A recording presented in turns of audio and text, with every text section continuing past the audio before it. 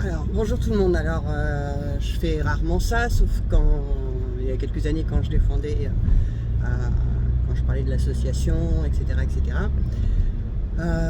Comme ceux qui me suivent depuis quelques années le savent, je suis féministe, je défends surtout les droits humains. Et j'aimerais quand même revenir un peu sur ce qui s'est passé assez rapidement, hein, mais parce que ça me reste encore en travers de la gorge, sur ce qui s'est passé à Nantes lors de la manifestation contre la violence faite aux femmes.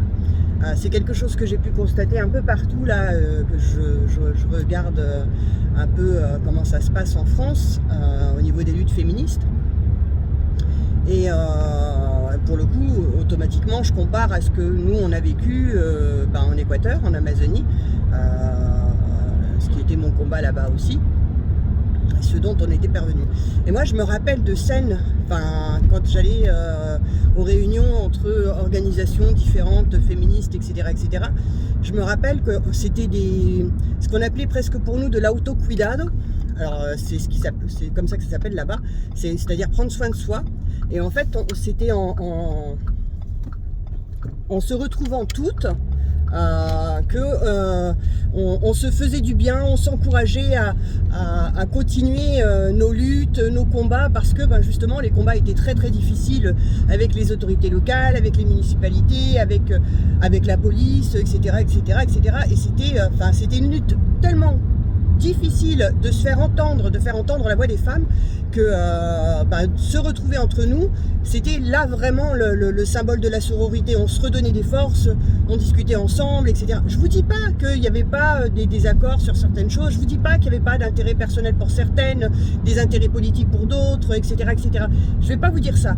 Mais en attendant, on était toutes liées par la même cause, c'est-à-dire défendre les droits humains, les droits des femmes, le droit d'être reconnu comme un être humain comme les autres, c'est-à-dire d'avoir les mêmes droits et de ne pas être victime, de ne plus être victime d'agression, de viol, de harcèlement, etc., etc., etc.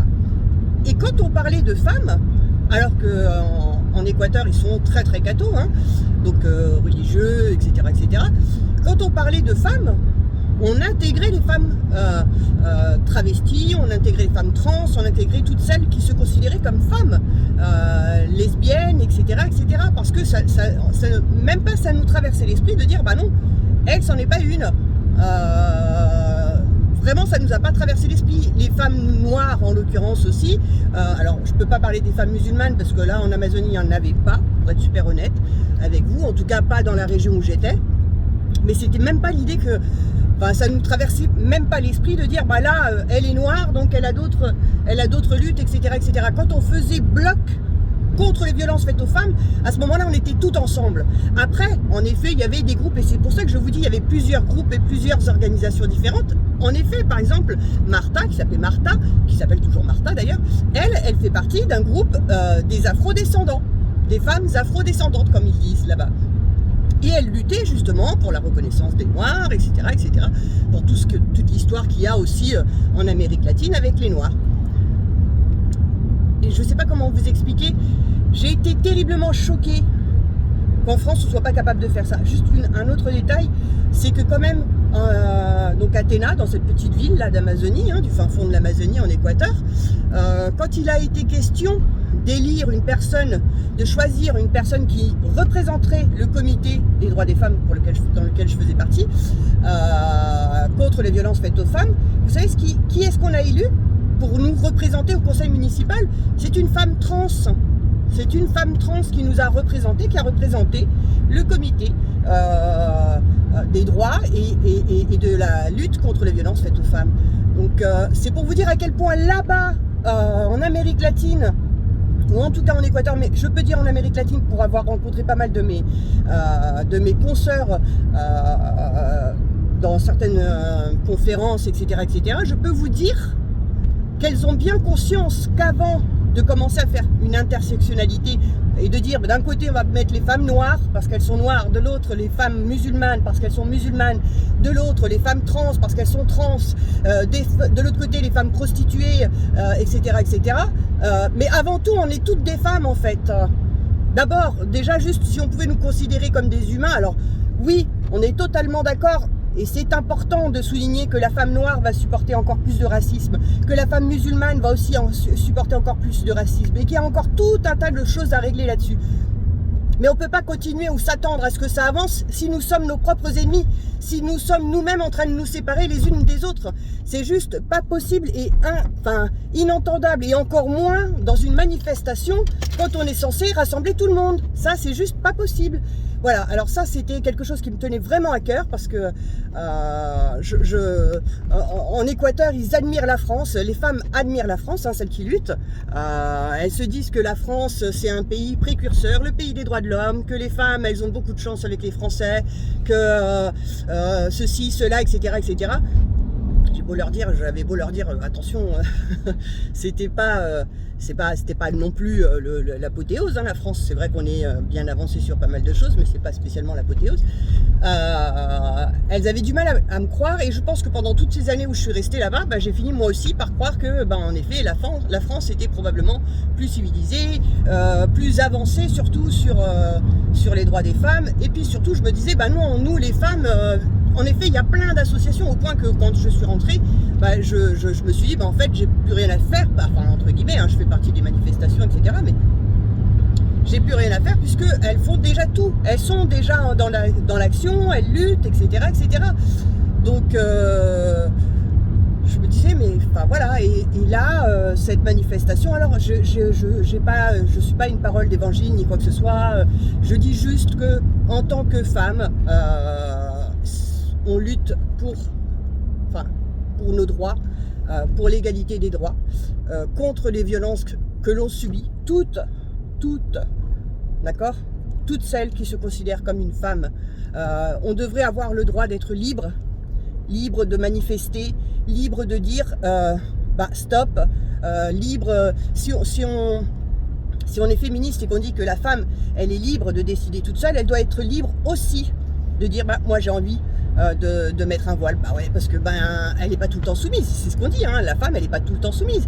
Il faut comprendre qu'il y a des femmes qui choisissent de mettre un voile, il y a d'autres femmes qui choisissent de se prostituer, il y a d'autres femmes qui choisissent, et on devrait leur laisser le droit, que ça nous plaise ou non, en fait, c'est ça la liberté de l'autre, le respect de la liberté de l'autre, c'est de la laisser choisir d'être ce qu'elle a envie d'être, de mettre une mini-jupe ou de se promener à poil ou de se voiler de la tête aux pieds. Si à partir du moment où c'est son choix, je précise, c'est quelque chose qui doit se respecter. J'ai même moi, j'ai eu du mal au début, je me disais oui, le voile quand même, etc., etc. Et après je me suis dit, mais en fait, si c'est vraiment son choix, parce que j'ai eu des conversations avec des femmes musulmanes qui ont choisi de mettre le voile volontairement, pas parce que c'est leur mari, et je connais les maris, je peux vous garantir que c'est pas leur mari qui va leur imposer quoi que ce soit, parce qu'elles considèrent que c'est leur relation à leur religion, à leur croyance, à leur foi, etc., etc. Comme on accepte que les bonnes sœurs elles portent le voile et qu'elles se consacrent à Jésus, pourquoi est-ce qu'on pourrait pas accepter que des femmes, d'autres femmes, elles de religion, de confession musulmane, décident de porter ce voile pour leur foi, pour leur croyance, etc. Le respect de l'autre, le respect de la liberté de l'autre, il passe par là, par le respect des choix, qu'ils nous plaisent ou non, de l'autre. Et encore plus de la femme, de dire qu'elle est capable si on est, je sais pas si je m'exprime correctement, j'ai toujours du mal encore à récupérer le français, mais si on est d'accord avec le fait qu'elle est libre, que c'est une personne indépendante, qu'elle est capable de faire ses propres choix, ok, laissez-la faire ses propres choix et arrêtez de dire que c'est toujours la faute des hommes. Elles ont le droit de choisir de mettre leur voile, que ça nous plaise ou non, en fait, c'est juste ça, de respecter, que ça nous plaise ou non, voilà. Juste si on pouvait apprendre, juste à se respecter, à travailler ensemble. On est la moitié de la population qui forment la moitié de la planète, et encore aujourd'hui on souffre parce que nous sommes les premières aussi construites dans le patriarcat, à continuer de véhiculer ce patriarcat et à transmettre aussi à nos filles, à nos petites filles, ces idées du patriarcat. C'est à nous de nous remettre en question si on veut réellement que les choses elles changent, et à nos garçons d'ailleurs, on le transmet aussi à nos garçons. Donc c'est à nous d'éduquer nos enfants pour que ces horreurs, ces discriminations, ces violences s'arrêtent. Mais ensemble, Si on est capable, on parle beaucoup là de sororité, ça vient à la mode là maintenant. Alors je dis à la mode maintenant parce que ça fait pas très longtemps que je suis rentrée en France, hein, mais si on est capable de parler de sororité, bah appliquons-la réellement. Arrêtons d'être les premières à nous juger, arrêtons de dire bah, celle-ci elle peut, celle-ci elle peut pas, ou bah, c'est sa faute ou pas. Quand je vois les commentaires parfois, bah, moi ça me rend complètement dingue, je me dis mais c'est pas possible quand même, c'est fou là. Je regardais des commentaires de femmes concernant le meurtre de Madame Daval là, et de dire que c'était probablement la mère, qu'elle était castratrice, etc. etc. Ou que c'était tout simplement de sa faute à elle si elle avait été tuée. Je ne sais pas si vous vous rendez compte quand même. Et ce sont des commentaires de femmes. Je ne sais pas, il y a un moment, voilà. Donc on ne va pas se plaindre si même à une manif contre les violences faites aux femmes, on n'est pas capable de s'entendre, on n'est pas capable de mettre nos égos de côté parce qu'il ne s'agit pas de nous en fait, il s'agit des femmes en général, il ne s'agit pas d'une association en particulier, il s'agit de toutes les associations, il s'agit de toutes les femmes parce qu'à la base on défend toute la même chose, normalement, si je ne me trompe pas, hein, mais peut-être que je me plante finalement, peut-être qu'il y a eu peut-être qu'en Équateur, elle se plante aussi, hein, parce que quand on parle de travailler ensemble, on travaille ensemble hein, en Équateur. On se prend le chou, etc. etc. Vous voyez, j'ai revu une vidéo de Charlie Hebdo, là, sur un documentaire sur le procès avant les attentats là, de 2007, le procès des caricatures, qui avait été donc fait par la Grande Mosquée de Paris. Et à un moment, ils ont une réunion de rédaction, je crois, pour savoir qu'est-ce qu'ils vont mettre dans leur journal, etc. etc. Et ben en fait, nous, c'était ça. Ça m'a rappelé comment on travaillait dans notre association et avec toutes les autres, quand on se réunissait, bah, c'était ça. On travaillait ensemble, chacune donnait son idée et finalement, on mettait tous nos égos de côté parce qu'on savait que nous, on n'était rien. En fait, on est rien dans tout ça. On est juste une petite voix, une petite goutte dans une rivière. L'important, c'est la rivière, c'est qu'elle continue de couler cette rivière, qu'elle continue d'aller jusqu'à la mer pour pouvoir tout démonter, quoi. Et donc, on était capable d'entendre et de s'entendre et de s'écouter et de prendre des décisions communes pour dire bon bah ok, quel est le premier message qu'on veut faire passer? Qu'est-ce qui est le plus important là maintenant tout de suite? Et juste pour finir, en Équateur, là j'ai reçu donc puisque je reste en contact quand même, j'ai reçu pas le décompte, je déteste ça quand on parle de numéros, de chiffres, etc. Enfin le nombre de personnes, de femmes qui ont été assassinées en Équateur.